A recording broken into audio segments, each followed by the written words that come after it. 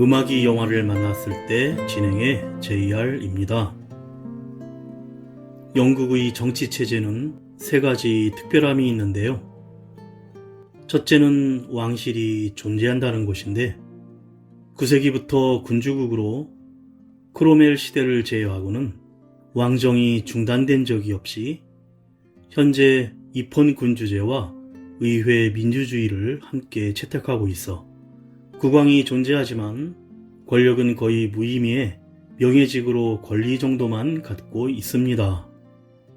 두 번째는 귀족들의 의회 진출인데 영국의 의회는 미국처럼 상원과 하원으로 구성된 양원제이며 하원은 미국처럼 선거로 선출되고 상원은 공로를 인정받은 종신귀족, 세습귀족으로 구성되어 있지만 하원의 힘이 훨씬 강력하게 작용합니다.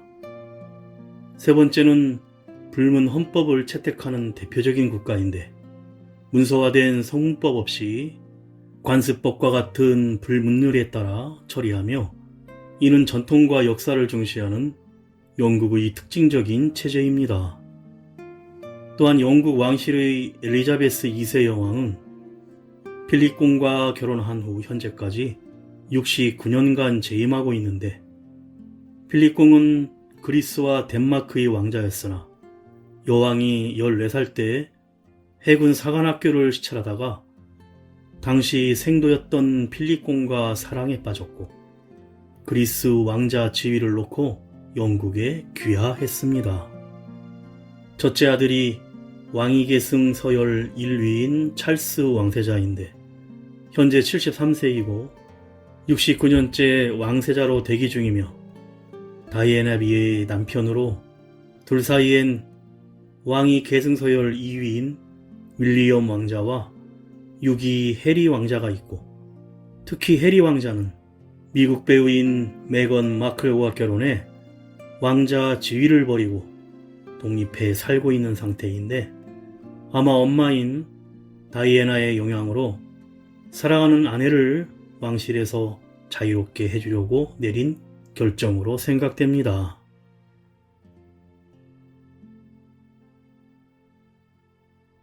음악이 영화를 만났을 때 오늘 소개해드릴 영화는 지난 3월에 국내 개봉한 미국 영화 스펜서입니다.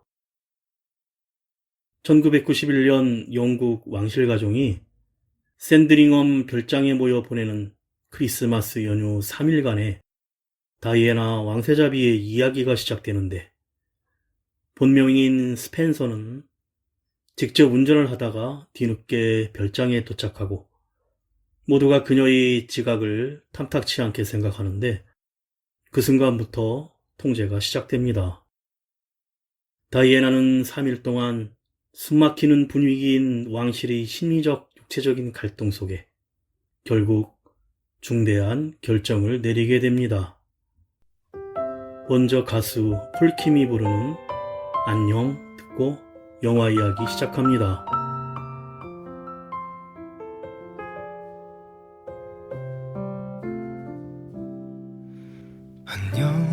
안녕이라는 말을 해 짧은 시간을 뒤로 한 채로 여전히 아프겠지만 하룻밤 자고 나면 사라지는 꿈처럼 너를 잊게 될까 두려워져 무심히 널 떠올리게 되면 불안해지는 맘 어떻게 해야 하니 안녕 이제는 안녕 이 말 도저히 알 수가 없어 너로 가득 찬 내 마음 겨우 내가 할 수 있는 일 너를 사랑하는 것 다시 널 만날 수 있길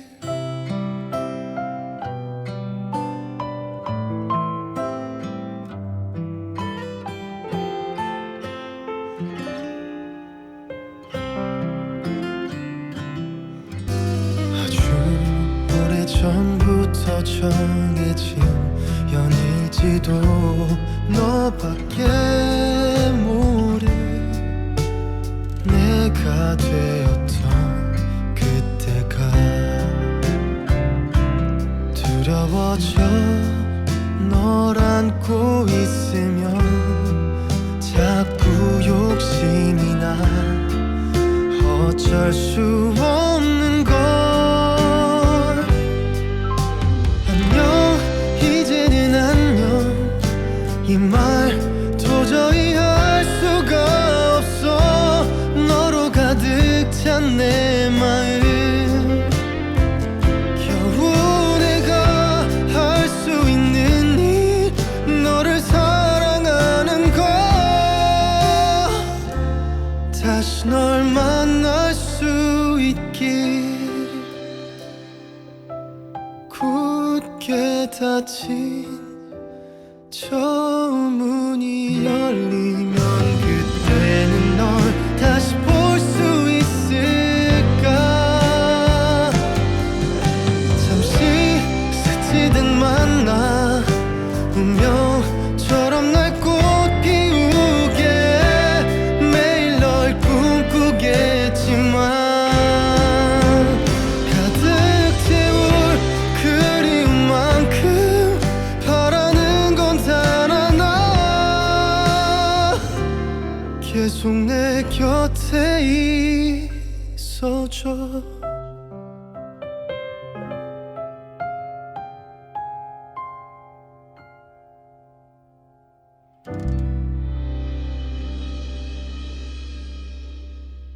영화는 군용 트럭처럼 보이는 트럭들이 달려가고 차에 실린 식자재가 한 별장의 넓은 주방에 배달되자 군인들이 들어와 주방 내부를 살핀 후 한 무리의 요리사들이 각 잡힌 태도로 주방에 들어서며 요리를 준비하는 것으로 시작됩니다. 군대를 방불케 하는 식당이 있는 곳은 바로 영국 왕실 소유의 샌드링엄 별장이었는데 크리스마스 이브를 맞아 영국 왕실의 일원들은 모두 이 샌드링엄 별장에 모여 휴가 기간을 가지기로 돼 있던 것입니다. 하나둘 왕실의 일원들은 샌드링엄 별장으로 모이는데 왕세자비 다이애나의 모습은 보이지 않고 찰스 왕세자와 두 아들 윌리엄과 해리 그리고 엘리자베스 여왕까지 경호원과 함께 각자의 차량으로 별장에 도착하고 어떤 이유에서인지 홀로 차를 몰고 도로를 헤매던 다이애나는 인근 카페에서 길을 물어 겨우 진입로에 들어서는데 별장 가까운 곳에서 식당의 셰프장 데런을 만나 얘기를 나누다가 샌드링엄 별장 인근에 그녀가 어린 시절 살던 저택이 있었으며 이미 약속 시간을 훌쩍 넘긴 상황에서도 다이애나는 옛 저택 인근의 벌판에 서 있는 허수아비가 아버지의 코트를 입고 있는 것을 발견하고는 기어이 허수아비에게 다가가 코트를 벗어들고 별장으로 향합니다. 가수 권진아가 부릅니다. 이별 뒷면.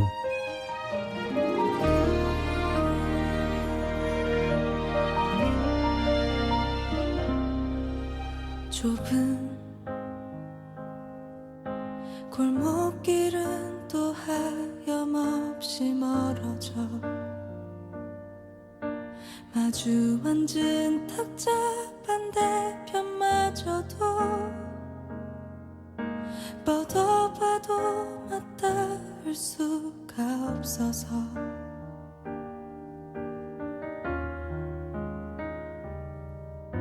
내 맘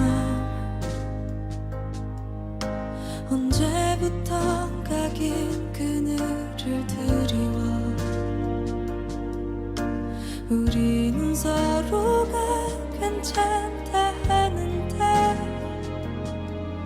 완전히 돌아갈 수는 없는 걸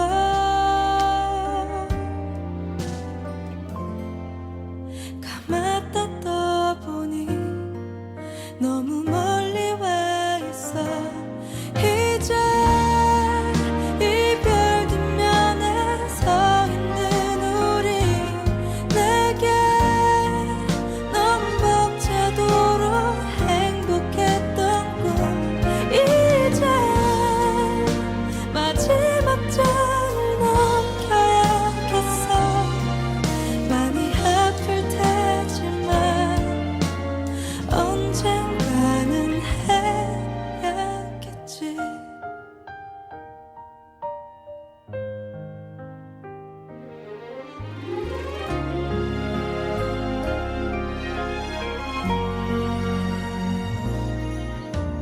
그대 이유 같은 거 찾는 얼굴 말아요. 우리는 충분히 할 만큼 했는걸. 그러니 더 아무 말도 말아줘.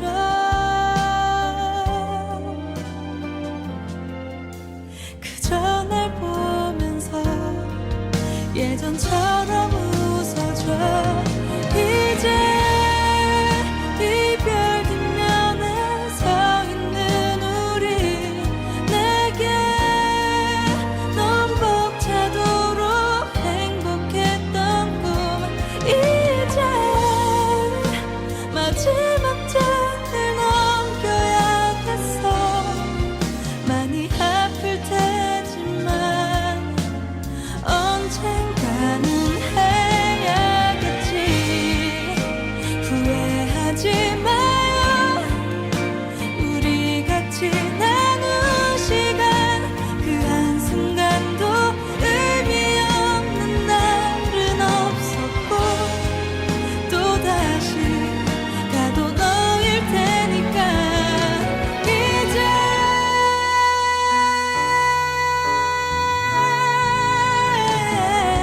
내게 넌 벅차도록 행복했던 꿈, 이제 마지막 장을 넘겨야겠어. 많이 아플 테지만 언젠가는 해야겠지.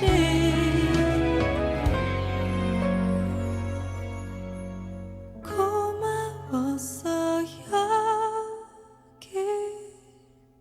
여기까지.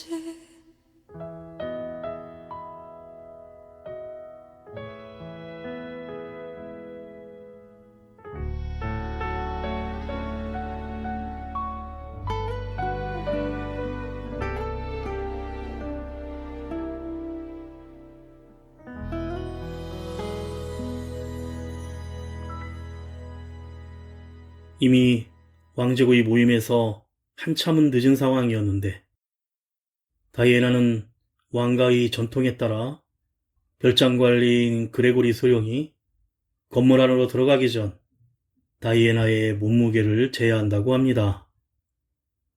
크리스마스 연휴 기간 동안 음식을 잘 먹고 살을 찌워서 나가야 한다는 우스꽝스러운 왕실의 전통에서 비롯한 행위였고, 다이애나는 각종 핑계를 대며 몸무게를 재는데 불쾌함을 표하지만 고지식하게 일처리를 하는 그레고리 소령은 여왕폐하도 몸무게를 쟀다며 쌀쌀하고 단호함에 마지못해 저울에 오릅니다.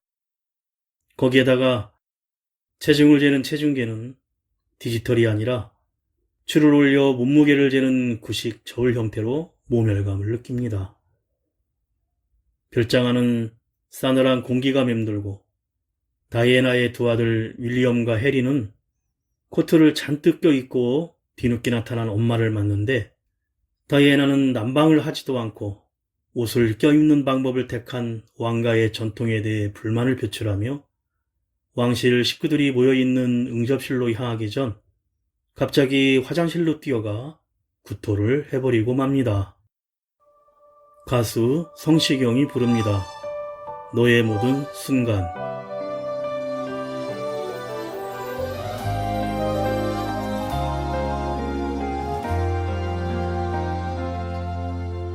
잊고 내가 한눈에 너를 알아봤을 때 모든 건 분명 달라지고 있었어. 내 세상은 널 알기 전과 후로 나뉘어.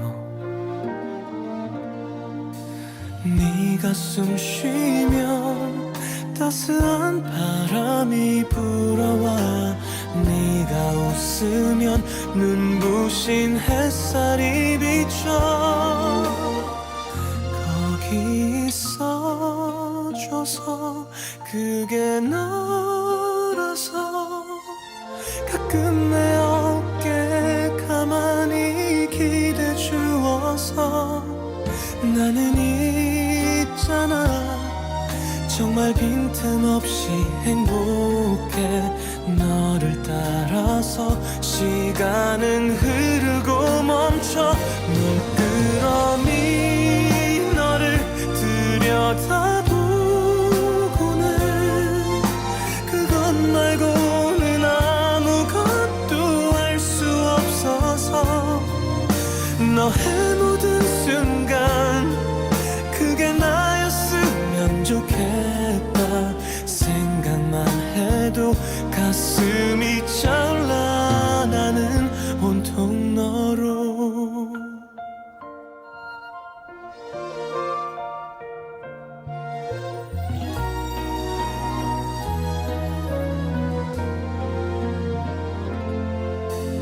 보고 있으면 왠지 꿈처럼 아득한 것 몇 광년 동안 날 향해 날아온 별빛 또 지금의 너 거기 있어줘서 그게 너라서 가끔 나에게 조용하게 안겨주어서 나는 있잖아 정말 남김없이 고마워 너를 따라서 시간은 흐르고 멈춰 물끄러미 너를 들여다보고는 너를 보는 게 나에게는 사랑이니까 너의 모든 순간 그게 나였으면 좋겠다 생각만 해도 가슴이 차올라 나는 온통 너로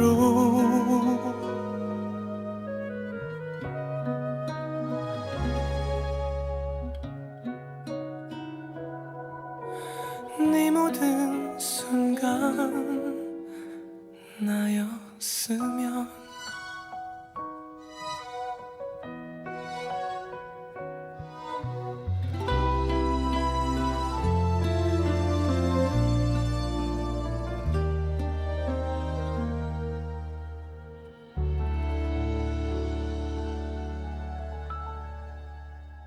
모든 게 갑갑하기만 한 이곳에서 다이애나와 이전에 친분이 있던 왕실들에서 매기는 유일하게 대화를 나누는 위안의 상대였습니다. 다이애나는 매기에게 허수아비가 입고 있던 아버지의 코트에 대해 말하며 세탁을 하고 수리를 해서 자기 방으로 올려달라고 부탁을 하고 3일간의 크리스마스 연휴를 무사히 넘기기 위해 3일만 참으면 된다. 3일만 참으면 된다고 중얼거리며 마인드 컨트롤 반복해 마음을 다스립니다. 3일간의 연휴 동안 왕실의 전통에 의거 끊임없이 오찬, 만찬, 연회, 다과, 미사 등으로 이어지고 다이애나는 그 모든 행사에 왕실에서 정해준 옷을 입고 정해진 시간에 정해진 장소로 가서 꼭두각시처럼 미소 지을 것을 강요당합니다. 이미 과도한 규제가 있는 왕실 생활에서의 압박과 사랑 없는 결혼에서 오는 실망감에 잠식당한 다이애나는 행사 참여 전에 계속해서 불안 증세를 보이는데 사람들은 그럴수록 다이애나에게 싸늘한 시선을 보일 뿐입니다. 다이애나는 유일하게 정을 붙일 수 있는 매기와 두 아들 앞에서만 진심을 털어놓으며 마음의 위로를 찾으려 하는데 우연히 저택 안에서 헨리 4세의 첫 왕비 앤 불린의 전기를 발견하고는 그 책의 주인공과 자신을 동일시하며 시간을 보냅니다. 앤 불린은 다른 여자를 왕비로 맞이하고 싶었던 헨리 4세에 의해 간통에 누명을 쓰고 단두대에서 처형당한 비극적 삶을 산 왕비로 천일의 앤이란 필리파 그레고리의 소설과 영화로도 잘 알려진 엘리자베스 1세 여왕의 어머니입니다. 가수 헤이즈가 부릅니다. 먹구름.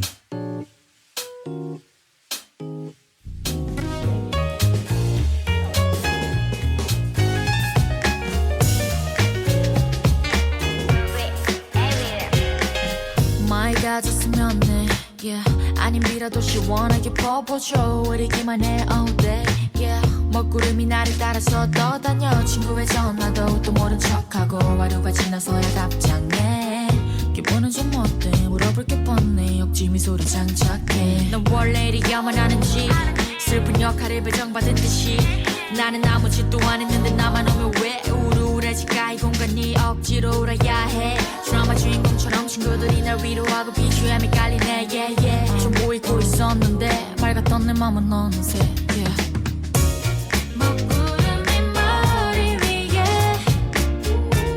내 미소를 가리려 해 차라리 쏟아내줄래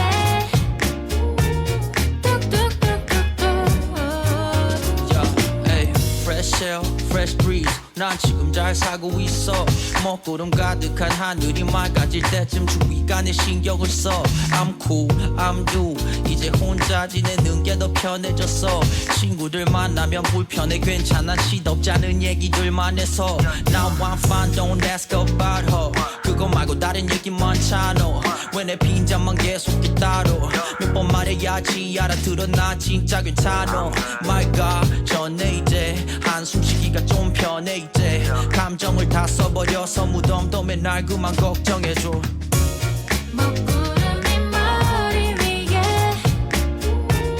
내 미소를 가리려 해 차라리 쏟아내줄래 뚝뚝뚝뚝뚝 실은 너무 참아온 듯해 yeah. I wanna cry, I wanna cry, I wanna cry, I wanna cry yeah. 나 때문에 내 주변까지 어두워지는 게 알고 보니 그 먹구름이 나였네 먹구름이 머리 위에 내 미소를 가리려 해 차라리 쏟아내줄래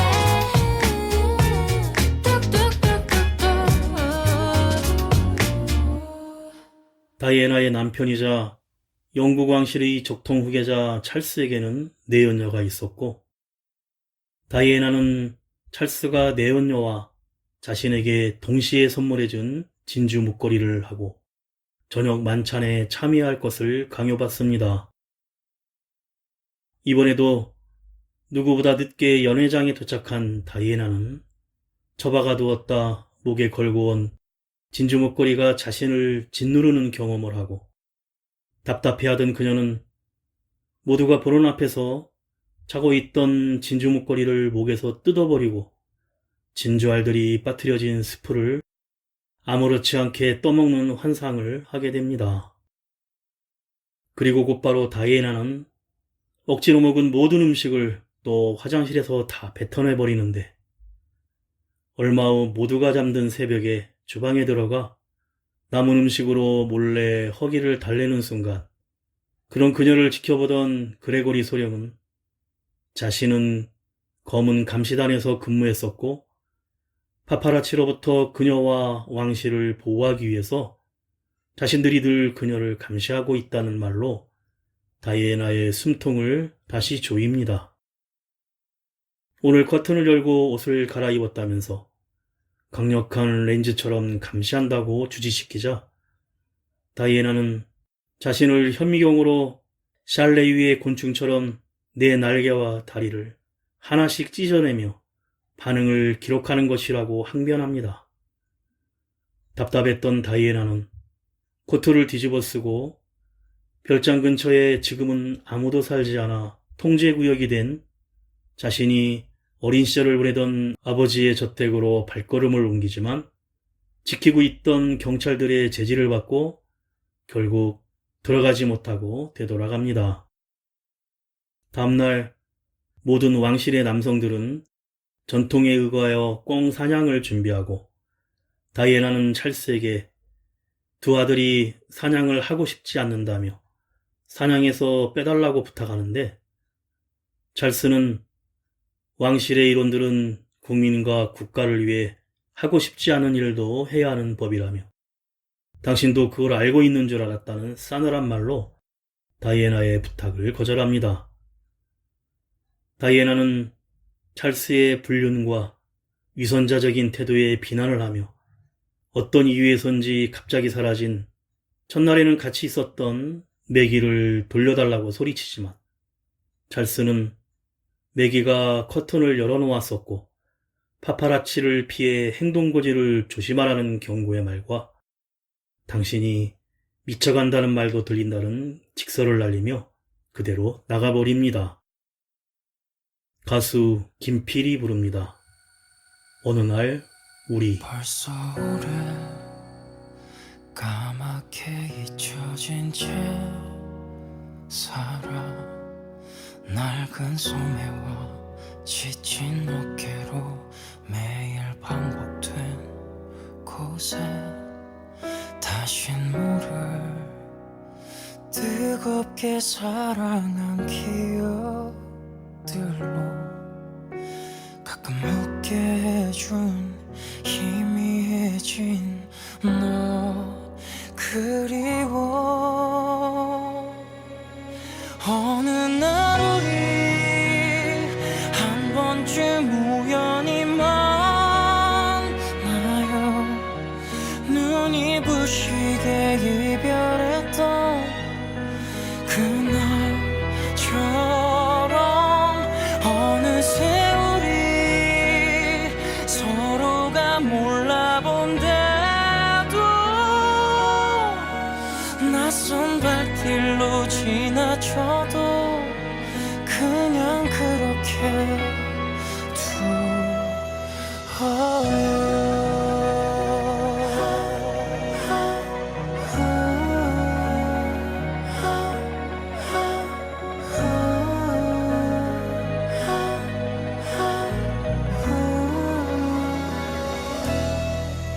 다신 모두 차갑게 사라진 꿈이지만 조금 어렸었던 부족했던 나 아쉬워. 어느 날 우리 한 번쯤 우연히 만나요. 눈이 부시게 이별했던 그날처럼 어느새 우리 서로가 몰라본데도 낯선 발길로 지나쳐도 그냥 그렇게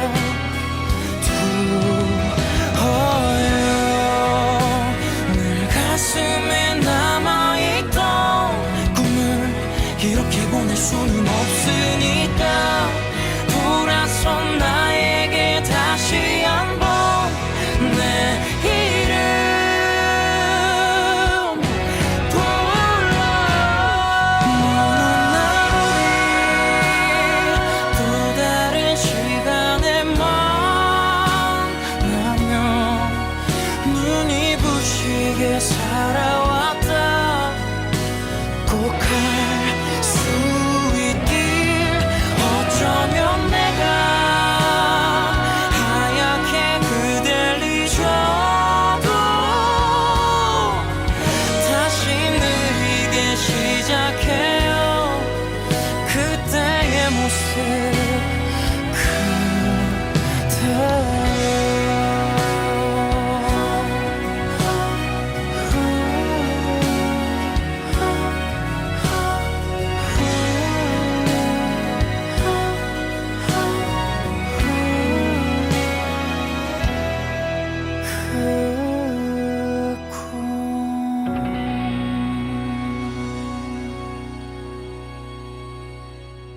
자신이 유일하게 진심을 털어놓던 매기마저 다른 곳으로 보내진 뒤 다이애나의 우울증은 더욱 심해지고 급기야 앤 볼린 왕비의 유형을 보는 환영에도 시달립니다.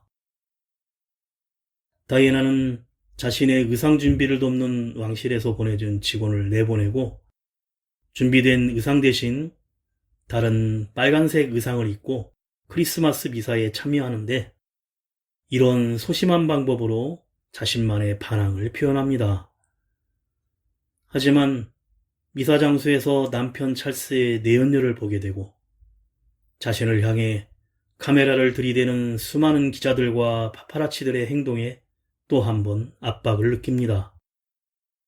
누구도 대놓고 비난을 하지 않지만 왕실의 일원들 사이에서 갑갑함과 소외감을 느끼던 다이애나는 마지막 크리스마스 만찬을 앞에 두고 결국 심리적으로 심약해진 결과 자해와 구토를 일삼다가 연회장을 뛰쳐나가고 자신이 살던 옛 저택으로 뛰어가는데 그레고리 소령은 부하로부터 그 사실을 보고받지만 그냥 두라는 말로 통제불능의 다이애나를 포기하는 듯한 태도를 보입니다.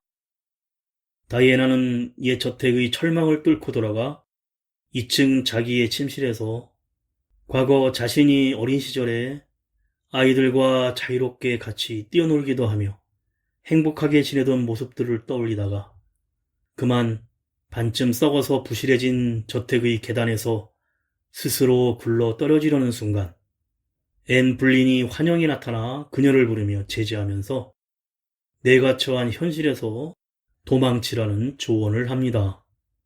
순간 다이애나는 노란 정장과 하얀 드레스를 입고 웃고 있거나 검은 원피스나 빨간 원피스를 입고 춤을 추고 어린 시절 발레를 하는 모습 그리고 아들 윌리엄과 해리와 뛰어놀며 혼자 자전거를 타고 달리다가 급기야 자신이 어딘가를 향해 전력 질주하는 상상을 하며 목에 걸고 있던 진주 목걸이를 손으로 힘껏 뜯어버리자 낡은 계단을 타고 아래층으로 쏟아져 내립니다. 가수 이선희가 부릅니다. 그대 손 놓아요.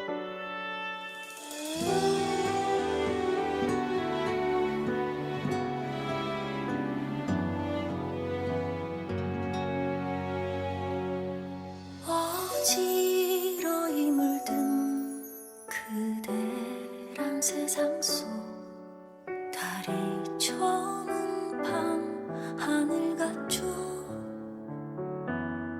스치는 바람에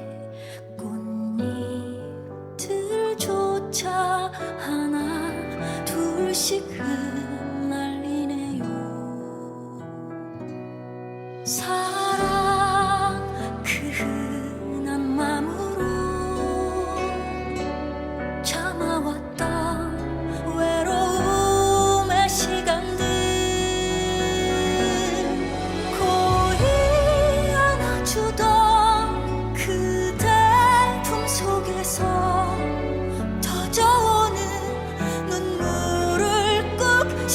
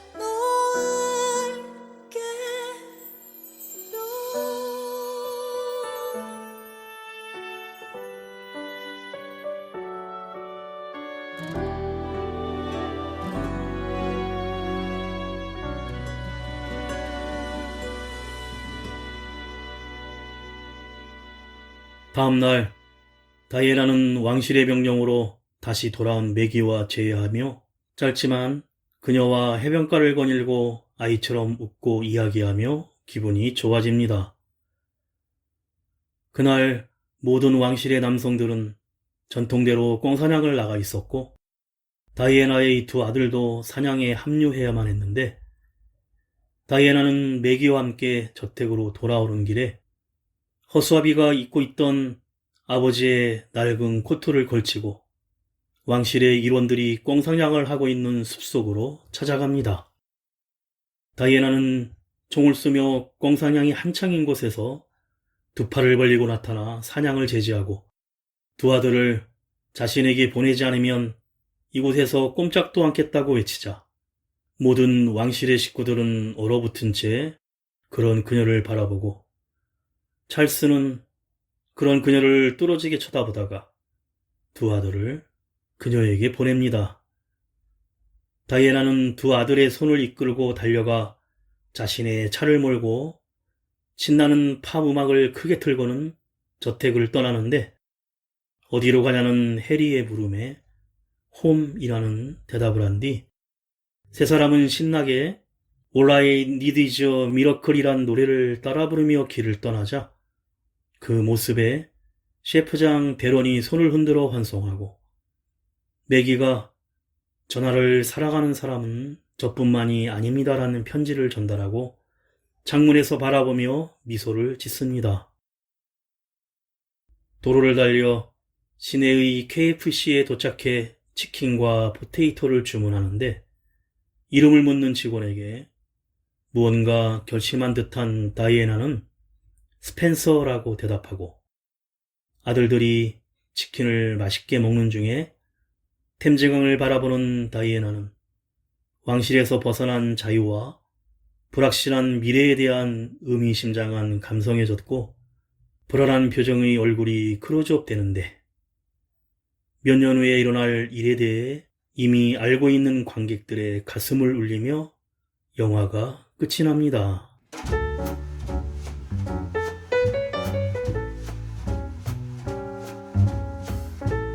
(1961년 7월) 스펜서 7세 백작의 셋째 딸로 태어난 다이애나 스펜서는 가문을 이어갈 인물이 딸이라는 사실에 상심한 부모의 실망감을 일찌감치 배우며 자라왔고 7살 때는 부모의 이혼을 지켜봤는데 말수가 적고 배려심이 깊으며 소극적인 성격인 것은 다소 침체된 유년 시절을 보냈기 때문입니다.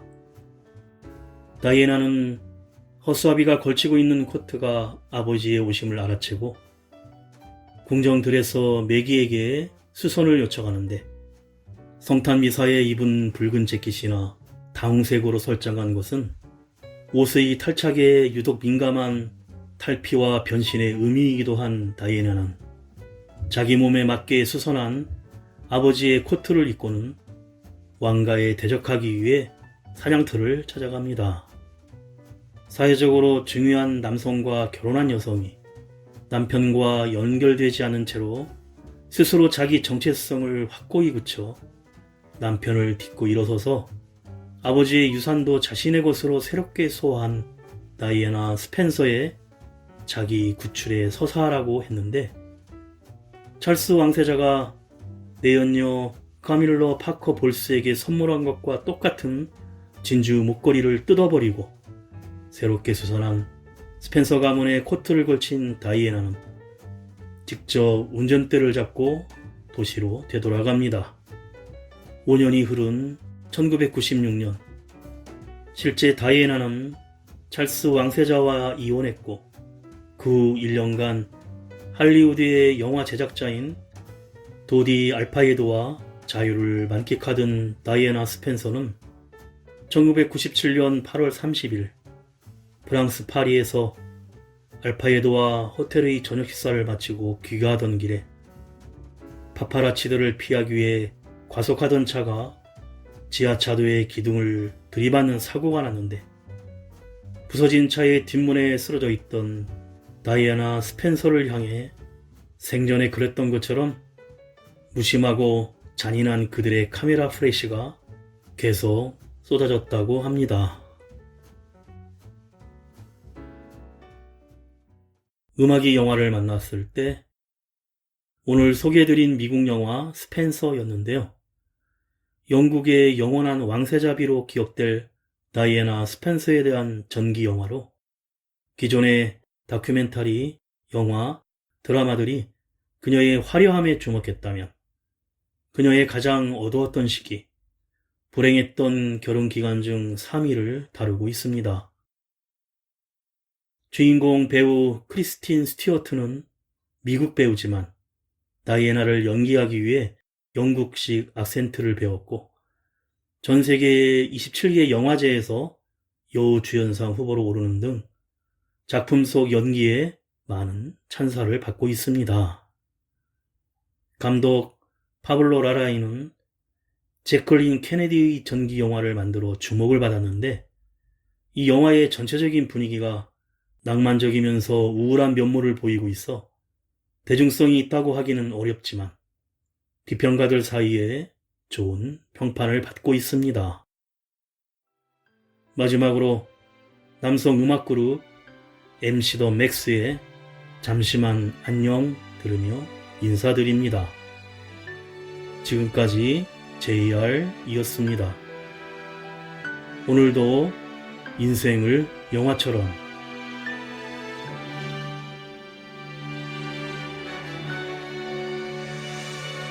행복은 줄 수 없었어.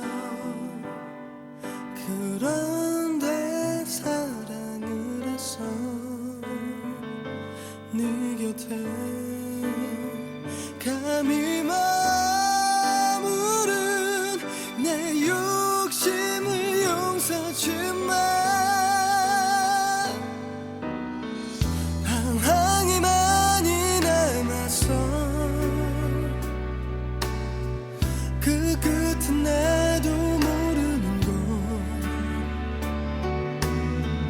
약하게 태어나서 미안해.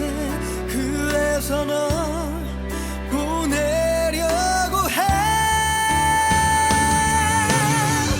언젠가는 돌아갈게. 사랑할 자격